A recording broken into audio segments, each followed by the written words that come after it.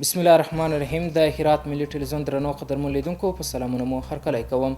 نن څلورنۍ چهارشنبه د 1444 هجري سپوږمیز کال د رمضان میاشتې 14مه نیټه ده چې د 1402 هجري لمریز کال د اوري میاشتې 14مه نیټې سره سمون خوري. په سر کې د څو خبرونو سرچکې. د هرات اطلاعات او کلتور ریاست له لوري 120 تنو معلولانو ته د روژه ماتې میلمستیا. دغه معلولان له خیریه کسانو څخه د لا زیاتو مرستو غوښتنه کوي.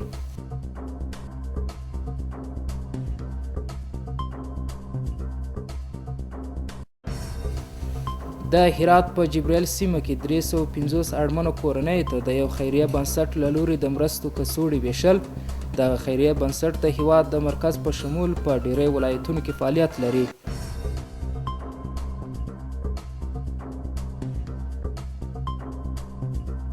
او د اطلاعات او کلتور ریاست له لوري د بنجاره پلورونکو ستونزو ته رسیدنه.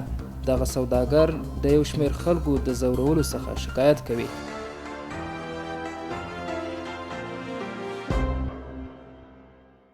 اوس هم بشپړ خبرونه. زه محمد ولی عمر یم. د هرات سیمیزه اداره د عالی قدر امیر المؤمنین حفظه الله د وروستي فرمان چې له مخې د نقلیه وسایطو تورو یعنی دودي شیشو او هر ډول استیکرونو چې د وګړو هویت پیژندنې برخه کې خنډ جوړوي بندیز څخه هرکلی کوي او د دغه فرمان بشپړ عملي کولو ډاډ ورکوي. د هرات سیمیزه اداره د مسؤلینو او اوسیدونکو غواړي چې د عالی قدر امیر المؤمنین حفظه الله د دغه فرمان پلي کولو برخه کې هڅې وکړي.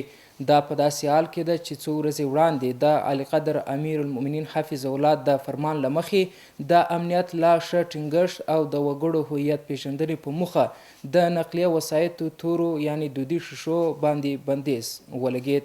اداره محلی هرات از فرمان علی قدر امیر المؤمنین حفظه الله مبنی بر ممنوعیت وسایط نقلیه با شیشه های دودی استقبال می کند و همچنان از مردم شریف و باعزت هرات می خواهد که در قسمت تطبیق این فرمان ادارات زیربط را همکاری کند.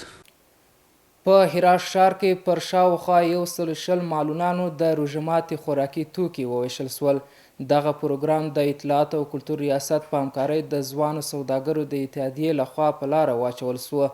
په دغه پروګرام کې شامل یو شمېر خلک د مسؤلانو د دغه اقدام هرکلی کوي. نور حال په چمتو کړی راپور کې.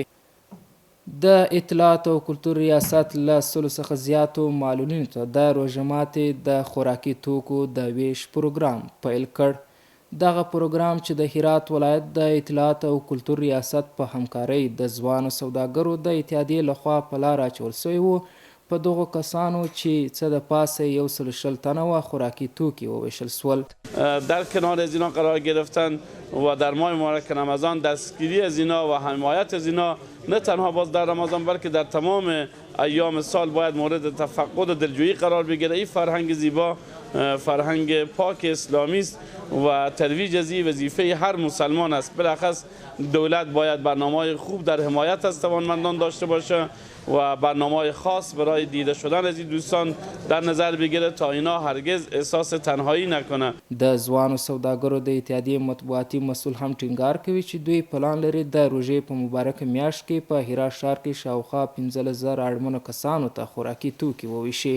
امسال هم برای 15000 نفر ما غذا آماده کردیم که در موقعیت‌های مختلف و در جاهای مختلف ما غذا توزیع کردیم و انشالله پلان‌های بیشتر داریم که همه اقشار جامعه در بر بگیره.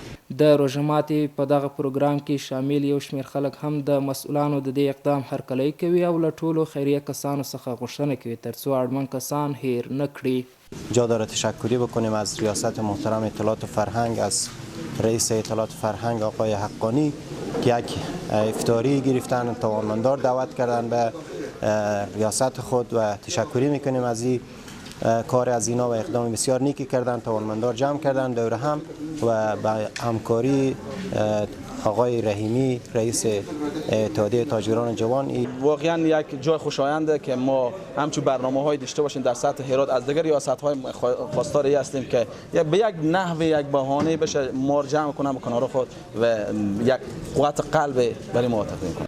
دا په داسې حال کې ده چې د دیني عالمانو په وینا هر وخت ښه کارونه په ځانګړې توګه د روژې په مبارکه میاشت کې ډیر ثواب لري.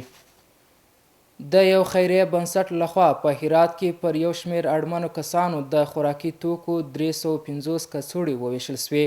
په دغو کڅوړو کې وړه غوړي او وریجې شاملې دي چې د دغه ولایت د جبرایل په سیمه کې د یو شمېر مستحقو کورنیو تر سروي وروسته تر پوښښ لاندې راغلي دي. یو شمېر ګټه اخیستونکي د دغه ډول مرستو هرکلی کوي او په بېوزلو سیمو کې د بشري مرستو د زیاتولو ترڅنګ له مستحقو کورنیو سره پر همکارۍ ټینګار کوي. نور حال په چمتو کړي راپور کې. د حبیبیار خیریه بنسټ د هرات په جبرایل سیمه کې د وړو غوړیو او وریجو په ګډون 350 کڅوړې خوراکي توکي واړمنو کسانو ته وویشل. د دغه چارواکو په وینا دوی پلان لري چې د روژې په مبارکه میاشت کې د دې ولایت په بیلابیلو سیمو کې نورې کورنۍ هم تر پوشش لاندې راولي. بنیاد خیریه حبیبیار از سر کمک‌های خود امروز به شهرک المهدی جبرائیل آمدند و نظر به همو آماری که ما قبلا گرفتیم افرادی که واقعا نیازمندند مستحقند به تعداد 350 نفر طوری که شما در تصویر مشاهده میکنن امروز علنا و عملا ما برای از اونا توضیح داریم تا باشد یک گام مثبت در راستای خدمت به جامعه محروم و ضعیف جامعه. بنیاد خیریه حبیبیار لطف کردند که برای مردم جبرائیل و ناحیه 12 و 13 و 9 به تعداد 350 خانوار کمک در ماه مبارک رمضان کردند. دوی دغه راز ټینګار کوي چې دغه بنسټ د هیواد د مرکز په ګډون په بیلابیلو ولایتونو کې خیریه فعالیتونه لري. د دغه ولایت یو شمېر ښاریان د دغه خوراکي توکو د مرستو د ویش هرکلی کوي او وایي چې د لا زیاتو همکارۍ ته اړتیا لري. طرف بنیاد خیریه حبیبیار خیر ببینه که در خوار و غریب بود بیچاره کمک کرده.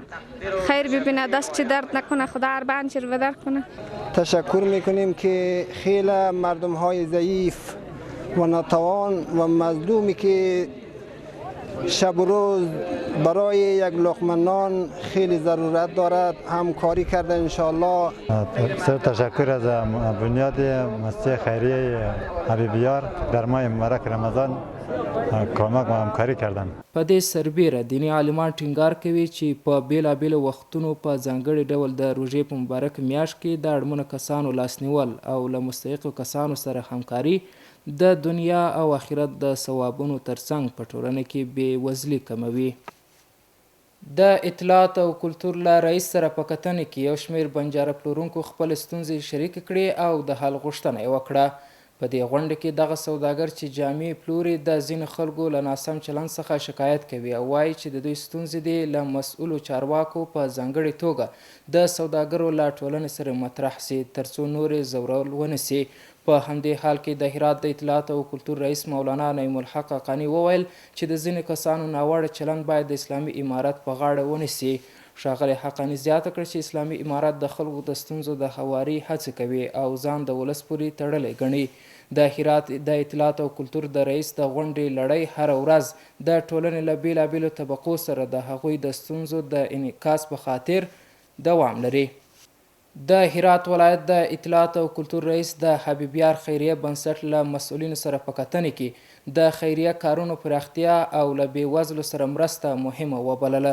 د هرات د اطلاعات او کلتور رئیس مولانا حقانی د حبیبیار خیریه مؤسسې فعالیتونو د ستاینې وړ وبلل او زیاته یې کړه چې په دې اقتصادي حالت کې باید نورې مؤسسې هم اړو کسانو ته د پاملرنې لپاره هڅې وکړي.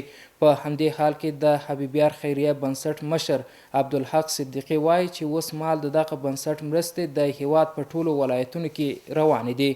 نوموړی زیاتوي چې دوی به په راتلونکې اونۍ کې د بیلابیلو پروګرامونو له لارې په هرات کې له 3000 ډیرو کسانو سره مرسته وکړي.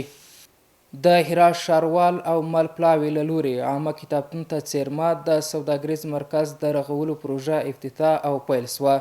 د هرات عامه کتابتون ته څیرمه د سوداګریز مرکز د رغولو پروژې کار د ښاروالۍ ادارې له ذخیروي بودیجې د 8 میلیونه افغانۍ په لګښت چې د 15 تر 19 متر اوږدوالی لري او په 3 پوړه کې جوړیږي د هرات ښاروال الحاج ملا عبدالرازق راشد د تخنیکي او مسلکي برخې رئیس انجینر عبدالاله قاضیزاده او د ښاري حکومتولۍ چارسمبالی رئیس محمد اکبر شیرزاد او د دې ادارې د اړوند څانګو ځینې نورو مسؤلانو په شتون کې د بنیاد تابش سوداګریز شرکت له لورې افتتاح او پیل سوه. د یادولو ده ټاکل سوې دغه پروژه د 160 تقویمي ورځو په ترڅ کې د قراردادي شرکت له لورې بشپړ او ګټې اخیستنې ته وسپارل سي. د هرات ولایت د امنیتي ځواکونو لخوا 3 تنه مسلکي غلا ونیول سول. د هرات ولایت د 14مې امنیتي حوزې د پولیسو منصوبینو د یو پلټنې په بهیر کې 3 تنه له دغه ولایت څخه د غلا په تور ونیول. له دغه کسانو څخه یوه اندازه پیسې هم ترلاسه سوي او اوس تر څارنې لاندې دي. د هرات د امنیتي ځواکونو لخوا 3 تنه د غلا په تور ونیول سول. د هرات ولایت د امنیت قومندانۍ د امنیتي منصوبینو د یو کشفي عملیاتو په بهیر کې 3 تنه د دغه ولایت اړوند سیمو کې د غلا په تور ونیول. له دغو کسانو څخه 3 سیټونه غلا سوي موبایلونه هم ترلاسه سوي او اوس د اسلامي امارت د ځواکونو تر څارنې لاندې دي. دغه راز زیات سوي موبایلونه د قانوني اسنادو له مخې خپلو خاوندانو ته وسپارل سول. اوس هم ستاسو پام رااړوم د سبا ورځ د هوا اټکل.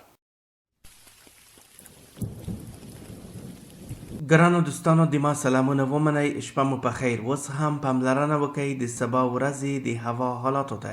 پنجشنبه هرات شهر المر 11 درجه 22 تیتای 11، غوریان المر 11 درجه 9 تیتای 12، کراخ المر 11 درجه 12 تیتای 11 او پشتون زرغان المر 11 درجه 18 تیتای 11. اوس هم یو ځل بیا د څو خبرونو سرټکي. د هرات اطلاعات او کلتور ریاست له لورې 120 تنو معلولانو ته د روژه ماتې میلمستیا. دغه معلولان له خیریه کسانو څخه د لا زیاتو مرستو غوښتنه کوي.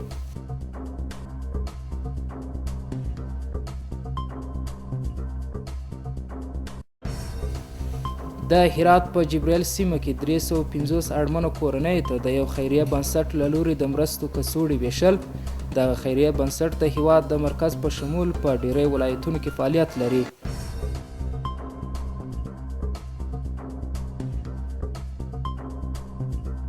او د اطلاعات او کلتور ریاست له لورې د بنجاره پلورونکو ستونزو ته رسیدنه. دغه سوداګر د یو شمېر خلکو د ځورولو څخه شکایت کوي.